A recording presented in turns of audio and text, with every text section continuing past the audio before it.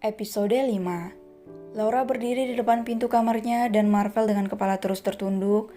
Laura menggigit bibir bawahnya menatap sepasang kaki Marvel yang masih menggunakan sepatu kulit warna hitam mengkilatnya. Laura yakin harga sepatu pria itu jika dijual bisa untuk dipakai modal usaha, entah membuka warung kecil-kecilan atau mungkin untuk berdagang bakso. Laura berdecak, gadis itu menepuk jidatnya. Jangan konyol, ini bukan saatnya memikirkan harga sepatu apalagi buka usaha. Laura melirik sedikit pada Marvel yang berdiri di depan jendela kaca berhordeng putih. Laura tidak bisa dengan jelas melihat wajah suaminya karena semilir angin menerbangkan hordeng dan menutupi sebagian wajah Marvel. Laura, Luciana, kamu istri keduaku sekarang? Laura terus menundukkan kepalanya mendengar suara berat Marvel. Pria yang baru beberapa menit berjanji di depan semua saksi, orang tua bahkan dengan nama yang kuasa untuk mencintai dan menjaganya dengan sepenuh jiwa dan raganya. Meskipun pernikahan itu sebenarnya hanya tuntutan bagi Laura bukan kemauan. Aku pria buta Laura, mungkin aku akan menyusahkan kamu ke depannya. Laura hanya bisa diam mendengarkan. Pelan-pelan Laura mengangkat kepalanya. Dia kan buta, buat apa aku menunduk? Bahkan aku melotot di depannya pun dia pasti tidak akan tahu. Batin Laura bergumam. Marvel menolehkan kepalanya, pria itu tersenyum manis, sangat manis, bahkan sampai membuat Laura terhipnotis bak gadis bodoh. Ya Tuhan, dia sangat tampan, Bapak mengalahkan opa-opa. Sesaat Laura terus menatap Marvel yang juga menatapnya. Laura benar-benar terpana dengan ketampanan suaminya itu.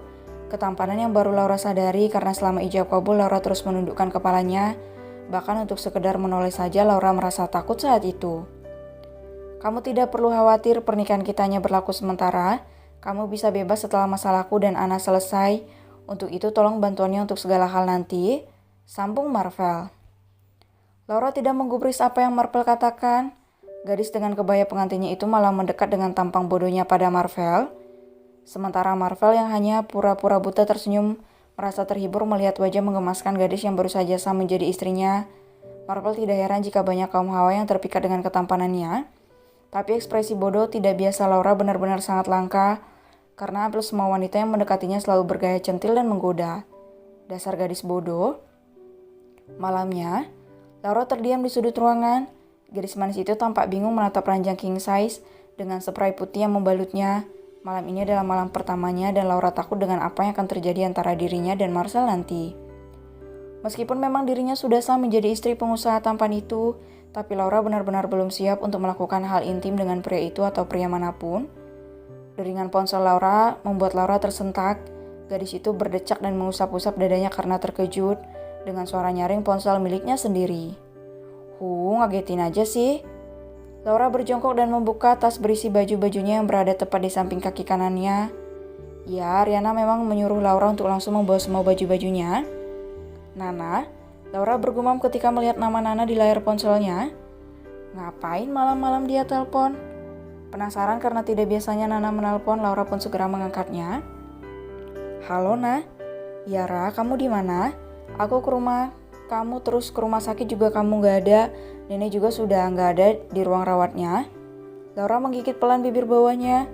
Ariana memang langsung memberikan apa yang bahkan tidak pernah Laura bayangkan, seperti tempat tinggal yang layak untuk nenek dan adiknya, juga melunasi hutang-hutang Laura pada lintah darat yang hampir setiap hari meneror Laura dan neneknya.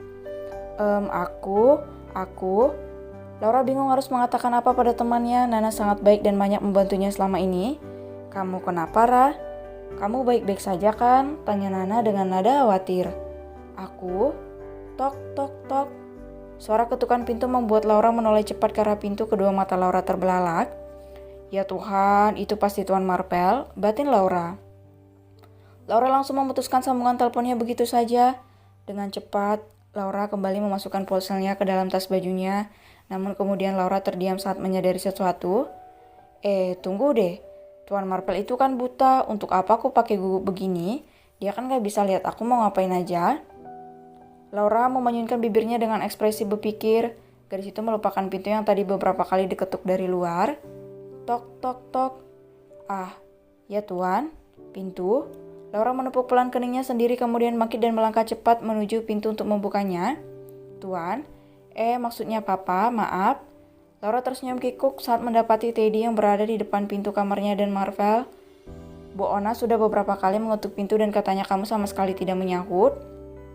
Laura menggigit bibir bawahnya. Teddy sepertinya marah padanya kali ini. Maaf tuan, papa maksudnya. Saya tadi di kamar mandi. Teddy menganggukkan kepalanya. Waktunya makan malam, katanya dengan nada lembut. Yang lain sudah menunggu di bawah. Ayo. Laura mengerjapkan beberapa kali kedua matanya. Gadis manis dengan setelan kaos dan rok selutut warna pink itu benar-benar merasa kaget. Teddy mengajaknya untuk ke bawah bersama. Laura, ayo, ulang Teddy. Iya pak. Laura tergagap namun tetap mengikuti langkah Teddy. Tidak lupa Laura menutup pintu lebih dulu kamarnya dan Marvel sebelum mengikuti Teddy dari belakang. Nah, kamu mau makan apa? Tanya Lina tersenyum pada Marvel yang terus menatap lurus ke depan. Memangnya ada apa aja, Ma? Tanya Marvel dengan senyum di bibirnya. Marvel sebenarnya tahu apa aja yang ada di atas meja di depannya. Marvel masih bisa melihat semuanya dengan jelas, bahkan melihat Ariana yang kini pindah duduk di seberangnya, bukan lagi di sampingnya seperti biasa, dan posisi Ariana sekarang digantikan oleh Laura yang terus diam seperti patung di samping Marvel. Banyak sayang, ada ayam goreng, gurame bakar, sayurnya juga banyak, ada capcay, sup iga dan yang lainnya. Kamu mau pakai apa makannya biar mama ambilin? Marvel tersenyum, diam-diam Marvel melirik Laura yang terus menunduk. Mungkin Laura malu berada di tengah-tengah keluarganya. Mungkin Marvel mau ayam goreng sama capcay Ma, biar Ana yang ambilin. Senyum Ariana bersuara. Senyum di bibir Marvel memudar melihat wajah cantik Ariana membuat Marvel merasa muak. Tidak usah Ana, bukannya kamu sudah membayar Laura untuk mengurusku.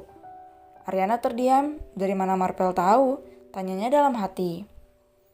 Laura yang mendengar itu ikut terkejut. Marvel dan kedua orang tuanya pasti akan menganggapnya gadis materi yang mau melakukan semuanya demi uang. Pel aku, tapi gak apa-apa kok, setidaknya kamu sudah membantuku mencari istri yang baik. Terima kasih Ana. Ariana terdiam meskipun Marvel memang tersenyum manis, tapi apa yang diucapkannya berhasil menyinggung Ariana. Laura, bisa tolong bantu aku makan? Iya tuan, jawab Laura dengan bibir bergetar. Laura bangkit dari duduknya dan meraih piring yang ada di depannya Marvel dengan sekujur tubuhnya yang bergetar. Ucapan Marvel benar-benar mengena di hati Laura dan juga di hati Ariana. Laura terdiam. Gadis manis berkuncir rendah itu tidak tahu harus mengambil yang mana untuk Marvel makan. Makanan di depannya sangat banyak dan Laura tidak tahu yang mana yang Marvel suka. Aku mau makan sup saja, senyum Marvel memberitahu. Laura mengangguk pelan. Dengan menahan rasa gugup, takut juga malunya, Laura menyendok sup dan membubuhinya di piring berisi nasi yang dipegangnya. Teddy dan Lina yang melihatnya hanya bisa diam dan memperhatikan gerak-gerik kikuk Laura. Berbeda dengan Ariana yang tampak tidak peduli dan memilih lebih dulu menyantap makan malamnya.